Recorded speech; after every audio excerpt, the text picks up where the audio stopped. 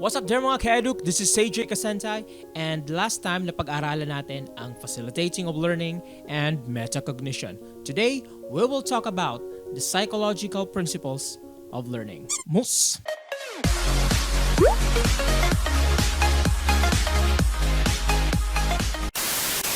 We all know that psychology is the study of human behavior, and principles are guides, factors, or maybe indicators that will support a particular concept. So sa madaling salita, psychological principles are observable responses of the learner towards learning. Nga pala, by the way, these principles can only be seen to person with normal brain activity. So hindi siya pwede sa akin. Special child ako. Psychological principle number 1, nature of the learning process. So ganito lang yan. Teaching and learning process must be intentional. Naalala nyo pa ba kung kailan or paano tayo humawak o gumamit ng kutsara? Malamang hindi na, no? Well, thanks to our parents. Actually, they don't instruct us how to do it, but they do demonstrate.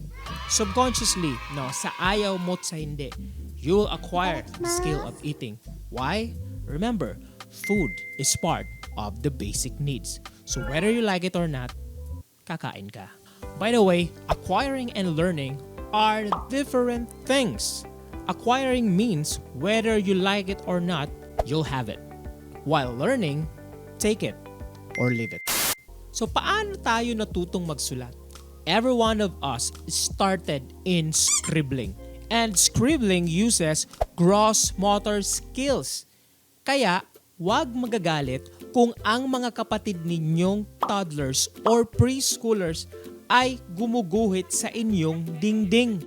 Dahil kung unumang kan makaptan ni kan, igugudgud talaga ni kan. That's why scribbling is acquired, not learned. Tanong, nakasulat ka ba kaagad ng iyong pangalan?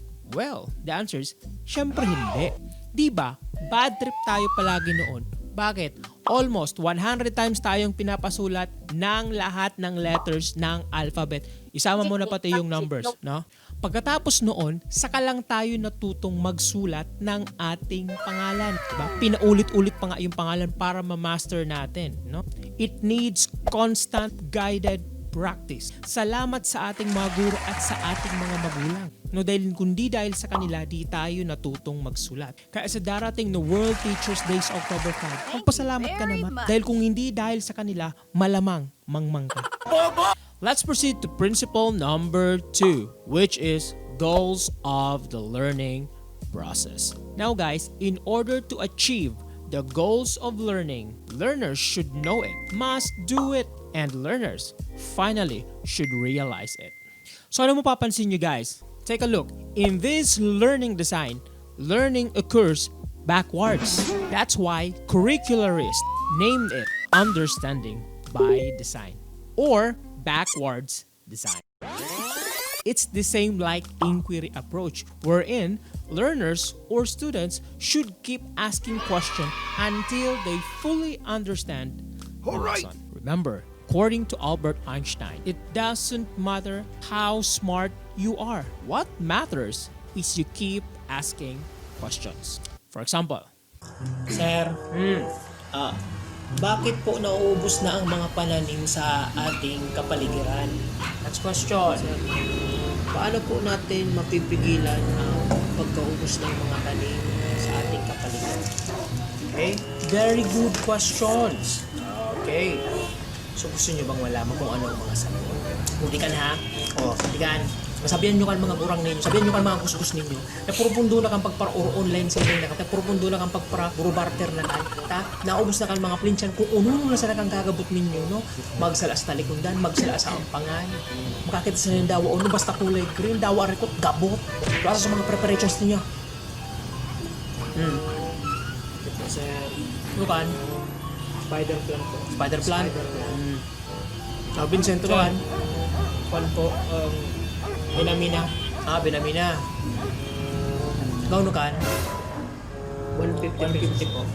Ay, lang ka malikan 150. 50 na sana. Tama na kan 50. Kanman spider kung kunakan. Balit 50 ha. 50 spider, 50 man ka na. Binamina mo. O padaran na sana sa balin niya. Araw magaynikan mga kurang ninyo kang balin na mo. 50 na sana ante ka. Dali ba sige? Okay, call.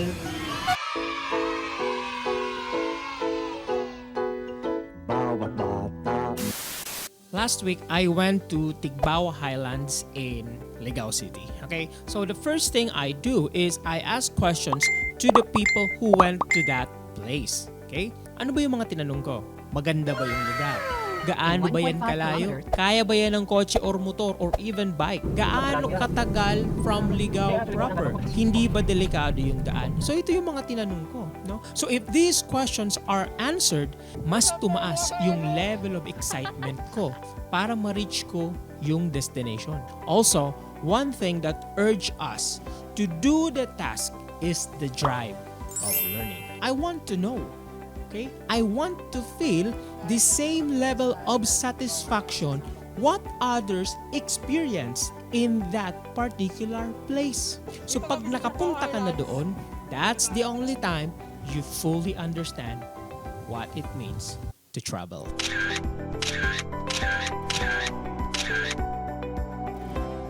Third principle, construction of knowledge. So paano ba mag-construct ng knowledge?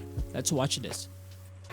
Okay guys, what is the chemical compound of water? Sir, water is composed of one atom and two. Very tama. Okay? Now, if we apply heat to water, if I am not mistaken, if heat is applied to water, the water will evaporate. Very good. Tama. Di ba alam nyo naman na ang pampatay sa apoy ay tubig?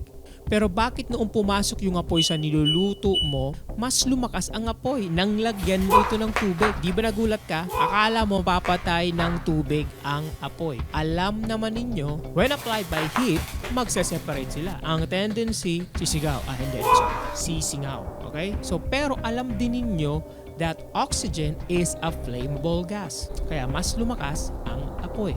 Ano dapat gawin? Di takpan nyo ang niluluto nyo. Pag mababa ang oxygen content, mawawala ang apoy. So now you know. But we learn it on a hard way, di ba? So that's construction of knowledge. That's why don't underestimate seminars and workshops. Because ang tinuturo dito is not purely knowledge. It's information para mas ma-improve ang ating lifestyle or ang ating career performance.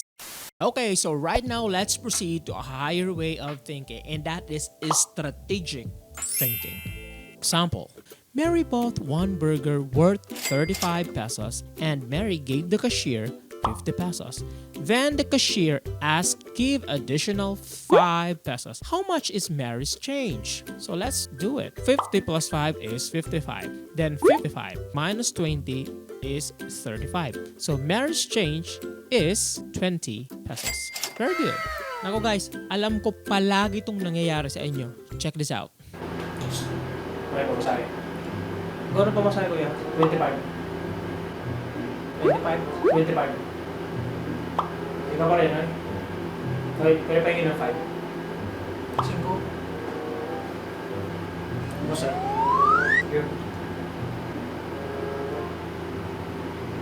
Pulang gitu ka? Okay. Salamat. Ano? Diba? Mas na-realize mo siya pagdating mo sa bahay. And the fifth principle, thinking about thinking. And that is metacognition, okay? So which means learners with metacognition are responsible learners, okay? Hindi lang sila advanced mag-isip, pero alam nila ang tama sa mali. That's why they are called responsible learners. So madami pa rin ang mga pasaway na tao, no? Kahit alam niya ng mali, gagawin pa rin. Nakakita ka na ng signage, bawal magsabad basura. O nagsabad pa ka, daman ngayon nakakita. Aram mo ng bawal uminihi pa ka. Nakita mo ng no parking, isinuusap mo pa sa auto, isinuusap mo pa sa motor, isinuusap mo pa sa nuladan nito. Tada man nakakita, di ba? Kapre. Whoop! Dahil, siya mo ka sa motor ito. Ano ko sir? Ha? Siya mo ka sa nakapark na motor? Ano ko sir? Sa tabi ito sa motor? Pero sa lisensya mo? Sir, sir, bata na ako sa lisensya. Sir, ba't pwede nang pangisak ka sa lagay natin? Sir, anong snap? Nanggapin na ako. Lisensya mo. So this is one of the problems of the Philippines. Dahil nagkagawian, kahit mali, lulusutan.